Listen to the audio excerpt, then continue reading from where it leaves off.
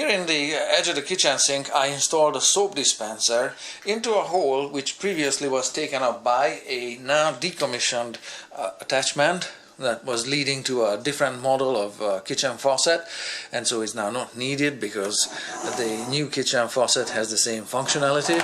This used to be a dishwashing spray, and now that it's not in use, there was a hole here which I wanted to fill in.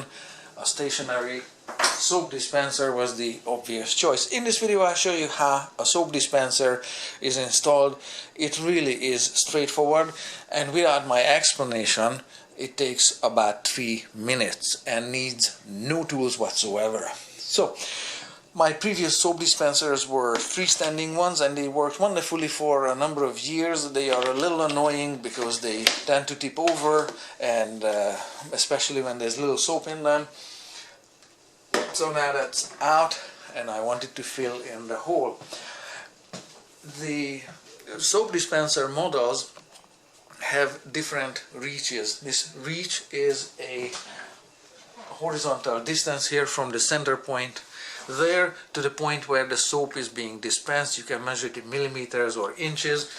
This one here is a shorter reach model, which I wanted to use instead of this one, but they are not compatible. I'll show you. So you can see the shorter reach model is about half an inch or a centimeter shorter, which I wanted for the benefit of placing the soap when operated single-handedly. So when I operate this with both hands, the soap gets placed to the middle of the palm, but if I try to do it with one hand, the soap lands on the edge of the hand, and that's not ideal. So that's why I wanted a shorter reach variant. You can see it's moving. It's been pre-loosened so that my explanation can be going faster. I'll show you the components that are involved. The soap dispenser comes apart like this.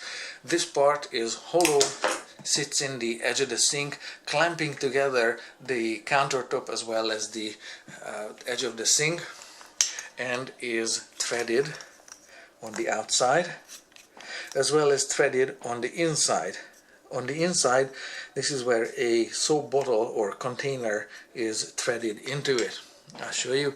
And this trim ring here ideally covers the hole even when it's loose in all positions, so water doesn't run in there or doesn't make a puddle underneath, and can be tightened by tightening this lock nut. Do not try to put a tool on it to make it really tight. There is no point in that, as well as it's really difficult to reach it underneath the sink with your whole arm in, just barely. You will be able to reach it given your manual dexterity, but it's really difficult to hold a tool on it because of the shape of the sink on the underside is gonna be in the way of a tool. It's not so much in the way of a hand. Periodically you need to take it apart maybe and clean the soap bottle. This is the soap bottle that's compatible with this soap dispenser, and if I pull out the pump and straw assembly, this is how they look like. Very soapy. I don't want to handle it too much, but this straw comes out. I'll show you how that looks like on this clean one, the short reach one. So sometimes need to pull out the straw and clean it, make sure it's not clogged up with soap. Same for the pump and spout assembly. Sometimes dry soap prevents it from working, and you can clean it by with a little bit of clean water like this. It should work and raise water without the straw put into the pump. This pump is basically a one-way valve, or this way with the straw attached on it, either which way. So this is fully functional, but unfortunately its hardware is incompatible with this size of soap bottle. So the soap bottle threads in to the underside here, to this. You can see it's threaded on the inside there.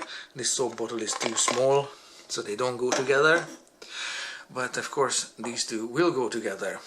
What's missing from it is this lock nut or lock ring here, which can be spun from the underside, and they clamp the countertop and the sink together. Usually there is a seal there to prevent water from running down there in the first place, and this should be hand tightened or finger tightened enough to compress this seal slightly, so water doesn't just run down there.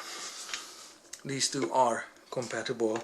You can see the threaded inside right there in this light. So they are underneath the sink, assembled like this, and they sit there in that hole. It can be refilled from up top. Maybe use a funnel given your whatever manual dexterity, and this one just sits in it like so. So that's really all there is to it. This pump and spout and straw assembly doesn't need any tools.